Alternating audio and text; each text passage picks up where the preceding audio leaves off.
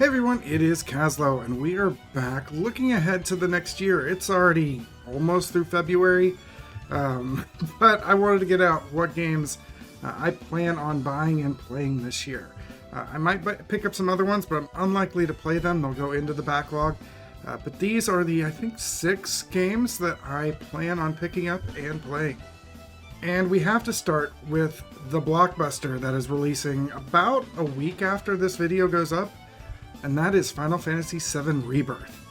Obviously, as a Final Fantasy fan, 7 holds a special place in my heart, and I am really excited to see where they're going to go with Rebirth. We saw some really funky changes in Remake, and we're getting a whole wide world in Rebirth, with a whole bunch of stuff that looks like it might be tweaked from the original. But we're already seeing that we're going to encounter Vincent, and we're going to encounter Cid, and we're going to end almost where I thought we were going to end. I think thinking on it longer, it's actually pretty smart because it's going to leave us a really good opening for the third game. But I am really excited for this one. It comes out February 29th. It is Final Fantasy VII Rebirth.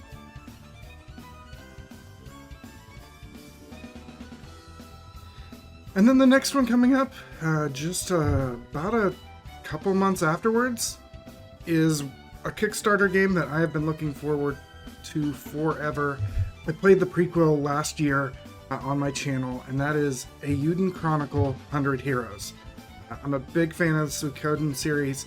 If you've seen my channel, I've done a playthrough over the last 2 years probably, going through all the Suikoden games, putting up as Let's Plays on this channel, because there's not really a lot of good Let's Plays of those games out there on YouTube, and I wanted to get something out there for everybody, especially so you get caught up and know what this series was inspired by. But 100 Heroes looks amazing, so let's get ready for it at the end of April.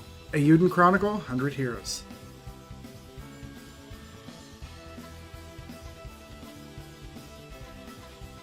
Alright, these last 4 don't really have dates other than this year, and we're still looking forward to them nonetheless. But let's get started right away with Final Fantasy XIV Dawn Trail. Of course, I devote a lot of this channel to Final Fantasy XIV, and this new expansion is taking us in an entirely new direction. We wrapped up everything with Endwalker, at least with that original story that they were telling through ARR. So now it's time to head off into the new world and see what we can find.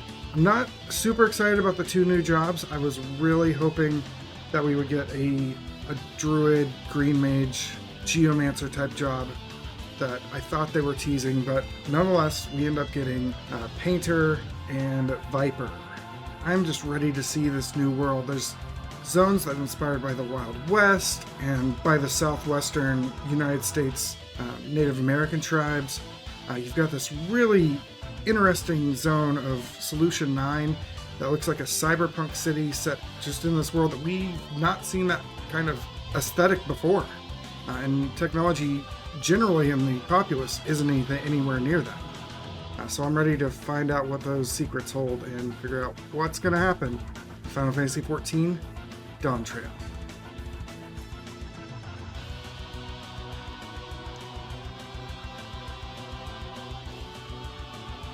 And another one that caught a lot of people by surprise, but has a lot of people like low-key hyped to really see what's going on, is Visions of Mana. I've played a decent amount of the Mana games.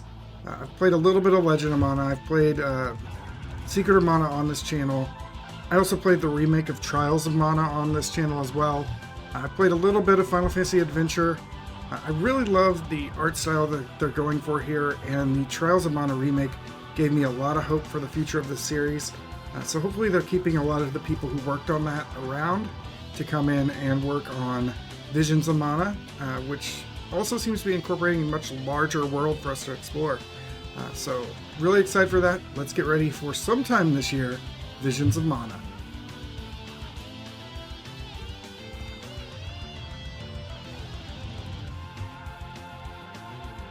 And then there's another game I'm planning to pick up and play, but I gotta get caught up because I'm a little bit behind with the series, and that is Trails Through Daybreak.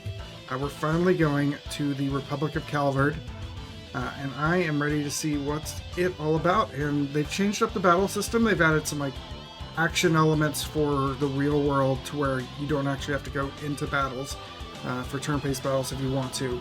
The series I've really enjoyed. Not enjoying the Trails into Revelry, the kind of wrap-up of the last 2 arcs of the Trail series. It's feeling a little fanfiction-y right now. So I'm still going to try and play through it, get through and see what's going on there. But I'm really excited to see this new path into Calvard and see what the game has in store for us.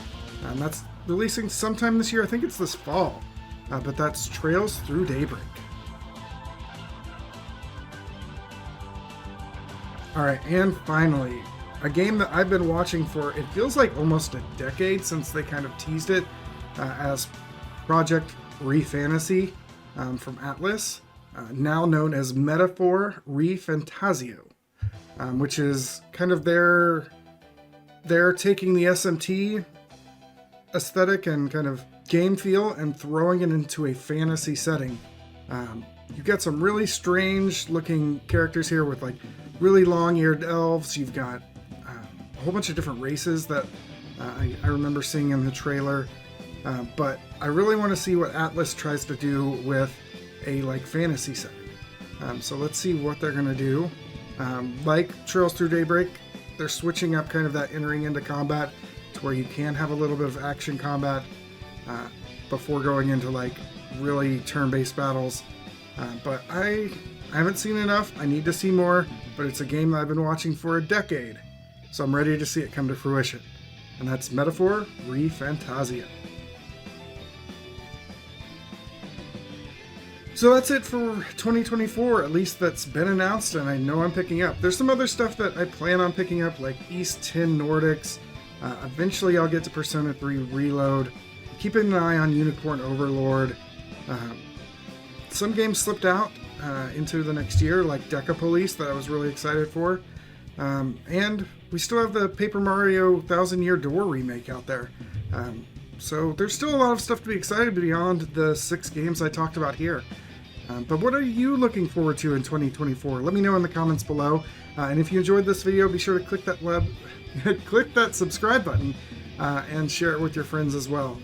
But until next time, see everybody later. Take care.